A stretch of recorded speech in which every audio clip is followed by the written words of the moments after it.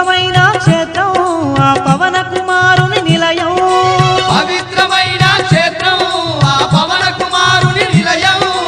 అవనిలో పుణ్యధామం శ్రీ ఆంజనేయుని ఆలయం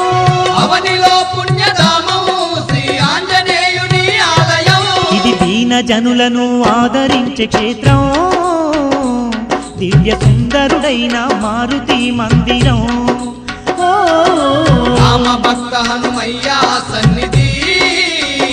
కొలిచే భక్తులకెల్లా ఇదియే పెన్నిది